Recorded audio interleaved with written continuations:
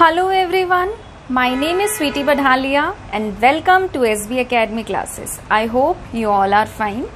तो हमारे पिछले वीडियो लेक्चर में हम लोगों ने chemical reaction of amine start किया था, जिसमें सबसे पहले हम लोगों ने बेसिसिटी पढ़ा था, फिर हम लोगों ने एल्काइलेशन पढ़ा था, एसाइलेशन पढ़ा था और एसाइलेशन के अंदर ही बेंजोइलेशन हमने स्कॉट एंड बॉमन रिएक्शन को पढ़ा था। आज हम फोर्थ केमिकल प्रॉपर्टी पढ़ रहे हैं अमीन की, जिसका नाम है कार्बाइल अमीन रिएक्शन, जिसे हम आइसोसाइनाइड टेस्ट भी कहते हैं। तो आप लोग जल्दी से लिख लीजिए कि आज हम लोग पढ़ने वाले हैं कार्बाइल अमीन या फिर आइसोसाइनाइड टेस्ट, जो कि बहुत ही ज्यादा इंपॉर्टेंट होता है। तो आप इसको मार्क कर लीजिए, वेरी वेरी इंपॉर्टेंट। इसको आप यूज करेंगे डिस्टिंग्विश टेस्ट में, क्योंकि जो कार्बाइल अमीन और आइसोसाइनाइड टेस्ट होता है ये सिर्फ और सिर्फ प्राइमरी अमीन देता है।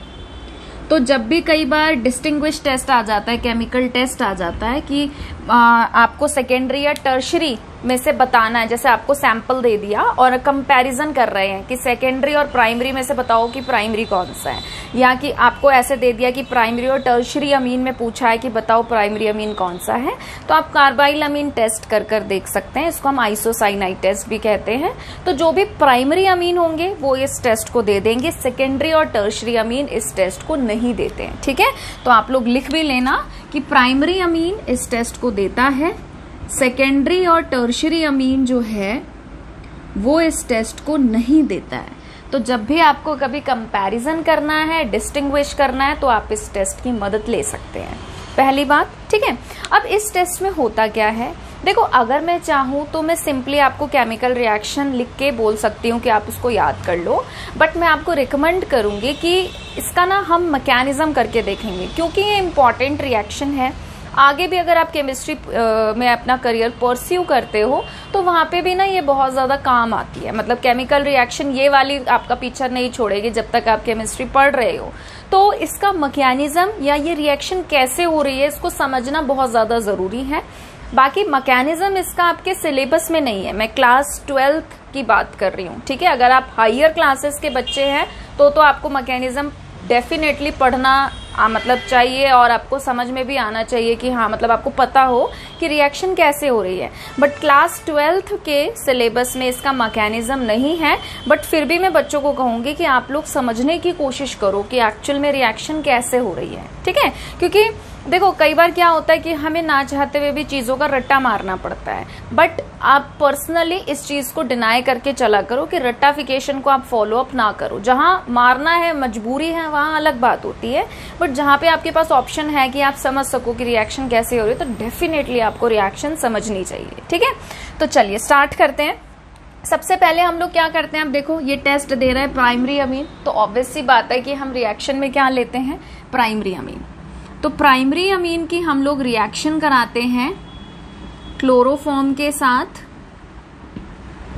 ठीक है, क्लोरोफॉर्म का फॉर्मूला क्या होता है, CHCl3। जिसे नहीं पता है वो याद रखना कि क्लोरोफॉर्म का फॉर्मूला क्या होता है, CHCl3। और इसकी हम लोग रिएक्शन कराते हैं किसके साथ, बेस के साथ। बेस हम लोग क्या लेते हैं इसमें, KOH। और ये जो KOH होता है ये अल्कोहलिक होता है। कैसा होता है, अल्कोहलिक KOH। फिर हम लोग इस मिक्सचर को हीट करते हैं, मतलब कि हमने प्राइमरी अमीन लिया, क्लोरोफॉर्म लिया, अल्कोहलिक पोटेशियम हाइड्रोक्साइड लिया, हीट किया, तो हमें क्या मिलता है, हमें मिलता है आइसोसाइनाइड, जिसको हम क्या बोलते हैं, RNC। ठीक है, जनरल फॉर्मूला में लिख रही हूं, एल्काइल या एराइल कुछ भी आपका हो सकता है, आइसोसाइनाइड। ठीक है, एल्काइल या फिर आपका एराइल क्या होता है, ये आइसोसाइनाइड। साथ में यहाँ पे क्या निकलता है, KCl और वाटर। इस रिएक्शन को बैलेंस करने की नीड है। क्लोरीन यहाँ पे कितना है, 3 बार, तो ये भी आएगा 3 बार। अब पोटेशियम हमने 3 बार कर दिया, तो यहाँ पे ये कितनी बार आएगा, 3 बार। हाइड्रोजन भी देखो बहुत ज्यादा ही है आपके, आप इसको बैलेंस करके देखना। ऑक्सीजन कितना हो गया, 3, तो यहाँ पे ये कितना हो गया, 3।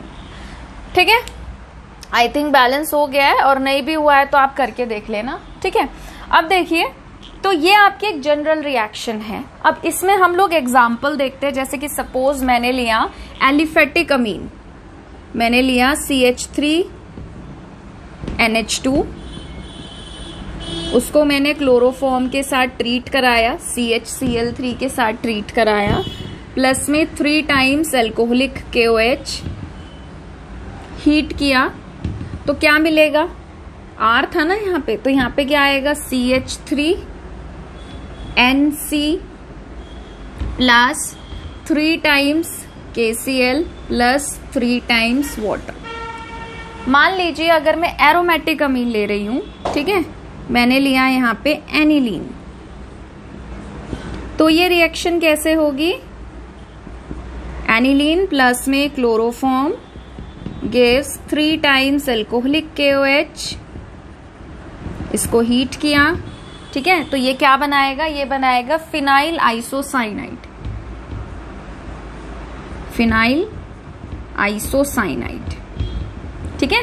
बेंजीन जब C6H5 की फॉर्म में प्रेजेंट होता है, यहां से बेंजीन पे से एक हाइड्रोजन कम है ना, तो C6H5 के लिए हम लोग क्या यूज करते हैं? फिनाइल, और NC क्या है हमारे पास? आइसोसाइनाइड, ठीक है। प्लस में 3 टाइम्स KCl प्लस में 3 टाइम्स H2, तो इसका नाम क्या है? Phenyl isocyanide. अच्छा, एक चीज और, मुझे पता है मोर देन 90% बच्चों को पता होगा, बट फिर भी 10% बच्चे ऐसे होते हैं जिनको शायद नहीं पता होगा, तो मैं उनके लिए बताना चाहती हूँ। अगर कहीं पे R के साथ लिखा है CN और कहीं पे R के साथ लिखा है NC, तो ये बेटा एक बात नहीं होती, ठीक है। इसका मतलब क्या होता है कि जब R या एल्काइल ग्रुप के साथ कार्बन ने बॉन्ड बना रखा है, इट मीन्स ये होता है साइनाइड, ठीक है। यहाँ पे क्या बॉन्ड बना हुआ है? यहाँ पे CC बॉन्ड बना हुआ है, और जब यहाँ पे हमने लिखा N, तो यानी कि जो R ग्रुप है इसके साथ नाइट्रोजन ने बॉन्ड बनाया है, मतलब कि कार्बन नाइट्रोजन बॉन्ड है इस तरीके से, तो इसको हम लोग क्या बोलते हैं? आइसोसाइनाइड, ठीक है। तो बहुत बच्चे होते हैं, देखो कुछ बच्चे निकल आते हैं ऐसे जिनको कंफ्यूजन रहती है, या कुछ ऐसे हैं जो समझते हैं कि सेम बात है, तो सेम बात नहीं होती है। यहाँ पे क्या है? कार्बन कार्बन के बीच में बॉन्ड बना हुआ है, यहाँ पे कार्बन और नाइट्रोजन के बीच में बॉन्ड बना हुआ है। तो जब आप CN लिख रहे हैं इट मीन्स साइनाइड, जब आप NC लिख रहे हैं मीन्स आइसोसाइनाइड। तो यहाँ पे हम लोग आइसोसाइनाइड के बारे में पढ़ रहे हैं। Is it clear? ठीक है, कोई भी इसको CN नहीं लिखेगा, अदरवाइज वो आपका अलग कंपाउंड हो जाएगा और रिएक्शन आपकी गलत हो जाएगी, ठीक है। तो आप वीडियो को पॉज करके इसको नोट डाउन कर लीजिए, ठीक है, लिख लिया। चलिए मैं यहां से मिटा रही हूं, मैकेनिज्म हम लोग पढ़ेंगे, जनरल रिएक्शन को मैं नहीं मिटा रही, ठीक है, ताकि आपको थोड़ा सा समझने में आसानी रहे। फिर से मैं कह रही हूं कि मैकेनिज्म जो है वो 12th के सिलेबस में नहीं है, ठीक है, not included in class 12th syllabus. Mechanism की बात हो रही है, ठीक है। चलिए अब देखो, सबसे पहले आप ये देखो कि इस रिएक्शन में मैंने ना आपको शुरुआत में ये बोला था कि प्राइमरी अमीन इस रिएक्शन को देते हैं, सेकेंडरी और टर्शियरी नहीं देते। तो मैकेनिज्म का ना सबसे बड़ा फायदा तो ये होगा कि तुम्हें ना इस सवाल का जवाब मिल जाएगा कि ऐसा क्यों है कि सेकेंडरी और टर्शियरी अमीन इस रिएक्शन को नहीं दे रहे, सिर्फ प्राइमरी अमीन इस रिएक्शन को देता है। और दूसरा फायदा क्या, आपको पता चल जाएगा कि रिएक्शन हो कैसे रही है, क्योंकि बहुत हार्ड सा लगता है, कि हार्ड टू इमेजिन होता है कि भाई अमीन लिया, क्लोरोफॉर्म और KOH डाला और ऐसा क्या हो गया कि यहाँ पे सीधा NC बॉन्ड बन गया, मतलब कुछ पता ही नहीं चल रहा है। तो दो चीजों को ये क्लियर करेगा, ठीक है। तो अब देखिए, मैकेनिज्म आपको रटने की जरूरत नहीं है, बस आप एक बार थोड़ा सा नजर में से निकाल लो कि भाई हाँ ऐसे ये प्रोसेस होता है। तो अब इसमें क्या होता है कि अमीन क्लोरोफॉर्म और बेस के साथ हम लोग रिएक्ट करवा रहे हैं। तो सबसे पहले क्या होता है कि जो बेस है वो डिसोसिएट होता है। बेस कैसे डिसोसिएट होता है? K+ में और OH- में, ठीक है, पहली चीज। अब दूसरा क्या है, यहां पे हम लोगों ने क्या लिया है? क्लोरोफॉर्म। तो क्लोरोफॉर्म इस तरीके से है, ठीक है। अब आप ये देखिए कि कार्बन पे, कार्बन की इलेक्ट्रॉन नेगेटिविटी कितनी होती है? 2.5। क्लोरीन की इलेक्ट्रॉन नेगेटिविटी कितनी होती है? 3.12।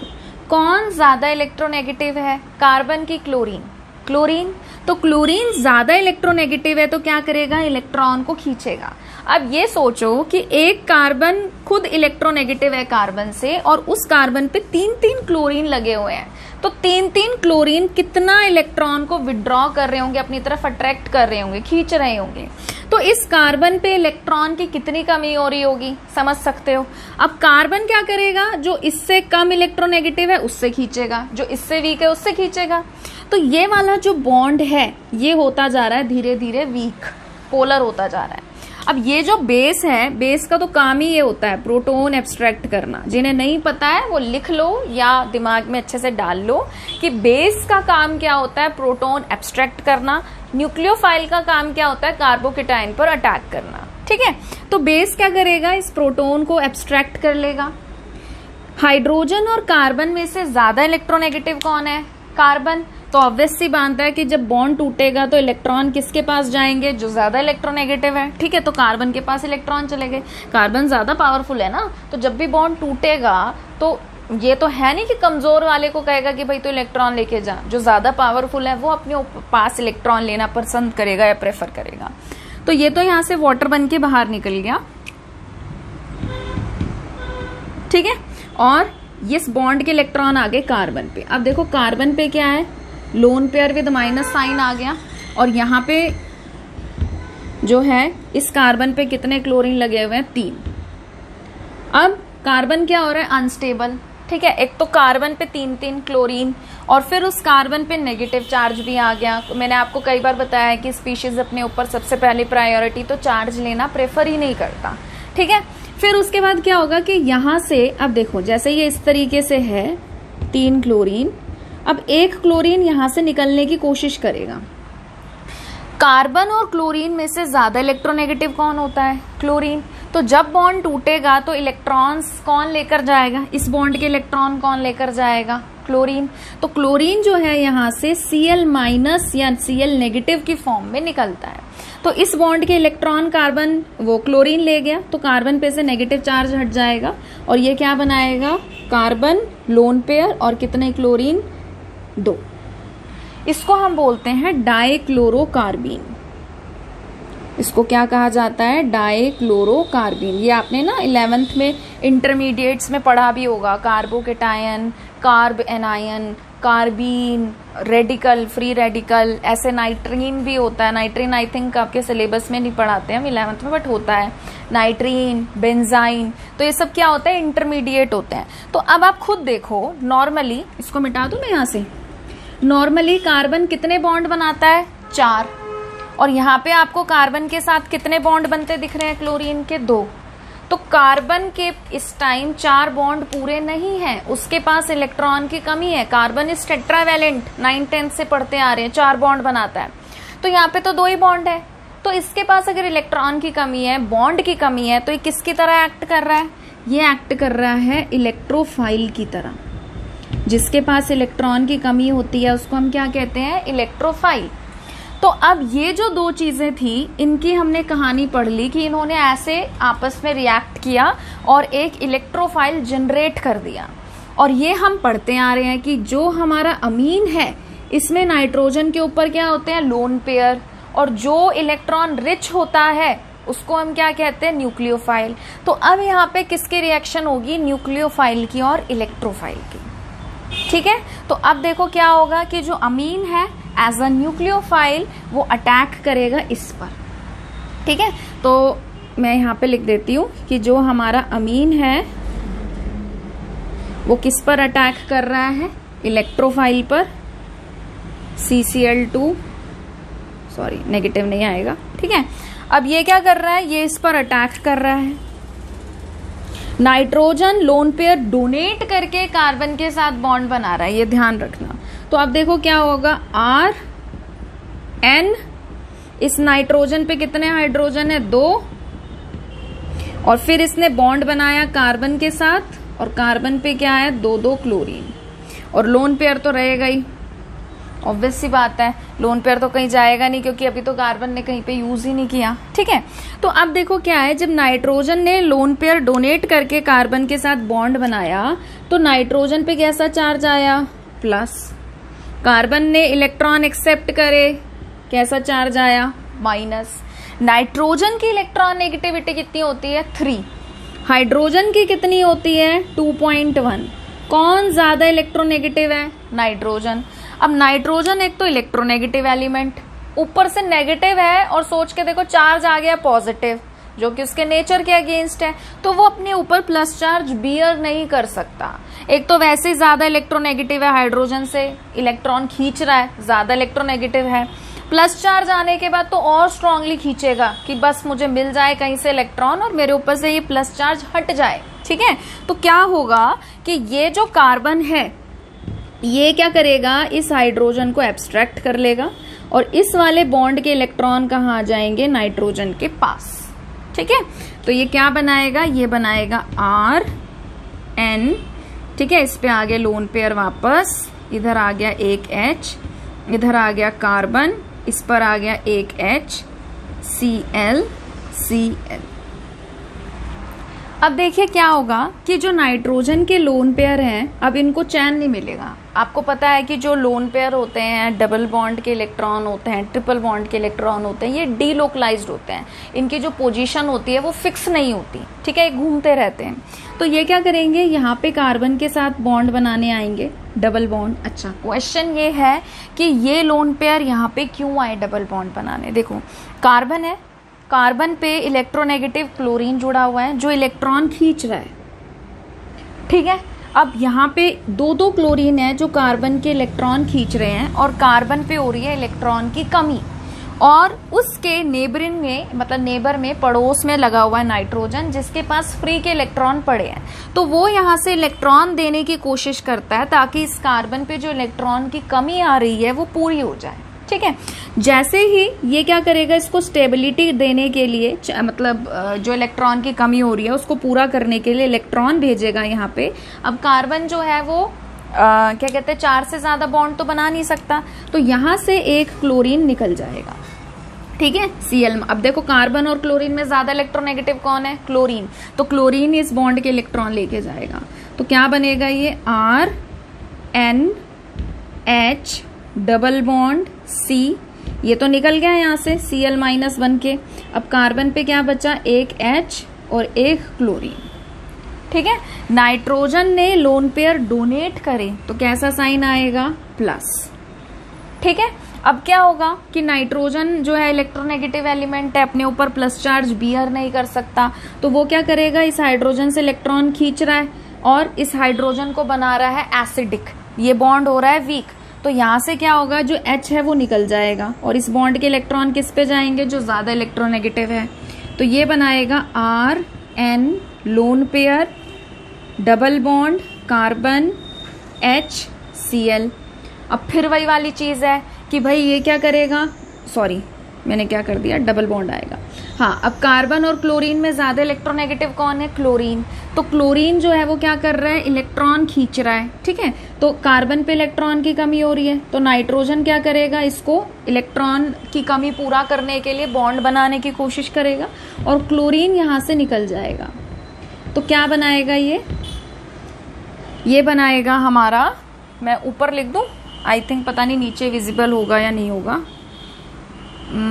पर ऊपर से मुझे मिटाना पड़ेगा, चलो यहीं लिखते हैं, RN ट्रिपल बॉन्ड कार्बन और यहाँ पे आया H और नाइट्रोजन पे आ गया प्लस, क्योंकि उसने इलेक्ट्रॉन दिए। ठीक है, अच्छा एक ना सवाल मैं आपसे पूछना चाहती हूँ कि आपके दिमाग में ये चीज आई कभी कि कार्बन ने हाइड्रोजन और क्लोरीन के साथ बॉन्ड बना रखे हैं, तो ये क्लोरीन ही क्यों निकल रहा है, यहाँ से भी क्लोरीन निकला, यहाँ से भी क्लोरीन निकला, ये हाइड्रोजन क्यों नहीं निकल रहा है। उसका रीजन ये है कि कार्बन और क्लोरीन में क्लोरीन जो है वो ज्यादा इलेक्ट्रोनेगेटिव है। अब देखो, इसको ऐसे देखो कि कार्बन और क्लोरीन में क्लोरीन ज्यादा इलेक्ट्रोनेगेटिव है, तो वो इलेक्ट्रॉन को खींच रहा है, तो क्लोरीन की तरफ इलेक्ट्रॉन डेंसिटी ज्यादा है, कार्बन की तरफ इलेक्ट्रॉन डेंसिटी कम है। जब भी बॉन्ड के बॉन्ड या कह सकते हो आप एटम्स के चारों तरफ इलेक्ट्रॉन डेंसिटी सिमेट्रिकल नहीं होती। सिमेट्रिकल होनी चाहिए तो बॉन्ड स्ट्रांग होता है। अगर इलेक्ट्रॉन डेंसिटी सिमेट्रिकल नहीं है, इट मीन्स ये बॉन्ड वीक है, जिसको हम केमिस्ट्री में बोलते हैं कि पोलर है। पोलर मीन्स वीक, ठीक है। तो अब जब इलेक्ट्रॉन डेंसिटी सिमेट्रिकल नहीं है, अनसिमेट्रिकल है, बॉन्ड वीक है, तो ये क्या हो जाएगा, जल्दी से टूट जाएगा, ठीक है। तो ये जो है क्लोरीन यहां से निकले जा रहा है। अब देखो क्या है कि जब हमारे पास ये बन गया, अब जो हमारे KOH ने K+ जनरेट किया था और साथ में OH- था, ऐसा तो है नहीं कि एक ही मॉलिक्यूल था, भंडार है हमारे पास तो, ठीक है। तो जो OH- है वो क्या करेगा, वो आएगा प्रोटॉन एब्स्ट्रैक्ट करने। वो क्या करेगा, यहां से हाइड्रोजन को ले जाएगा और इस बॉन्ड के जो इलेक्ट्रॉन है वो आ जाएंगे कार्बन पे, क्योंकि कार्बन की इलेक्ट्रॉन नेगेटिविटी होती है 2.5, हाइड्रोजन की होती है 2.1, ठीक है। तो ये देखो क्या बनाएगा, ये बनाएगा RN+ का sign, triple bond C, lone pair with minus sign, ठीक है। और वाटर तो निकला ही है। तो अब आप ये देखो, इस प्लस को ये माइनस न्यूट्रलाइज कर देता है, इसीलिए हम यहाँ पर क्या लिखते हैं, न्यूट्रल NC, प्लस माइनस नहीं दिखाते, पहली चीज, ठीक है। दूसरी चीज आप ये देखो कि जो भी आपने ये रिएक्शन देखी, इसमें कितनी बार है कि देखो हाइड्रोजन निकल रहा है। जैसे सबसे पहले तो चलो इधर क्लोरोफॉर्म से निकला, उसको तो आप छोड़ो। जब अमीन ने इस पर अटैक किया, इसने यहाँ से प्रोटॉन लिया, ठीक है। फिर उसके बाद एक और बार जो है यहाँ से हमारा H निकला, फिर उसके बाद हमारा यहाँ से H निकला। आप खुद सोचो, अगर हम इस प्राइमरी अमीन की जगह सेकेंडरी या टर्शरी अमीन लेते, सेकेंडरी में हमारे पास एक हाइड्रोजन होता और टर्शरी में तो हाइड्रोजन ही नहीं होता। अगर हाइड्रोजन यहाँ होगा ही नहीं, या जितने हमें चाहिए उतना अगर हाइड्रोजन प्रेजेंट नहीं होगा, तो ये रिएक्शन कैसे होगी, हो ही नहीं सकती। अगर यहाँ पे सोचो हाइड्रोजन ही नहीं है, मान लो टर्शरी है, इधर हाइड्रोजन नहीं है, यहाँ पे आ रहा है, यहाँ पे आ रहा है, तो कार्बन किसको अटैक करेगा, किस प्रोटॉन को लेगा। जब तक लेगा नहीं, इसके पास लोन पेयर नहीं आएंगे, फिर ये जब इसके पास लोन पेयर ही नहीं आएंगे तो ये किसको देगा कि यहाँ पे डबल बॉन्ड बने और क्लोरीन यहाँ से निकले। इसीलिए ये रिएक्शन सेकेंडरी और टर्शरी अमीन नहीं देते, क्योंकि उनके पास, टर्शरी में तो बेचारे के पास हाइड्रोजन होते ही नहीं है और सेकेंडरी में एक होता है। वो एक हाइड्रोजन कैसे इस पूरी रिएक्शन को कराएगा, नहीं करा सकता, डिजायर्ड हाइड्रोजन नहीं है हमारे पास, ठीक है। तो इसीलिए इस रिएक्शन को कौन कराता है, प्राइमरी अमीन, ठीक है। तो आई होप आप लोगों को थोड़ी सी चीजें क्लियर हुई होंगी, और देखो कितनी अच्छी बात है कि आप लोगों को ये चीज समझ में आई होगी कि सेकेंडरी और टर्शरी अमीन इस रिएक्शन को क्यों नहीं देते, ठीक है। तो बस यही मेरा मोटिव था कि आप लोगों को थोड़ा सा आइडिया लगे कि रिएक्शन कैसे होती है और प्राइमरी अमीन ही इस रिएक्शन को क्यों देता है, सेकेंडरी और टर्शरी अमीन क्यों नहीं देता है, ठीक है।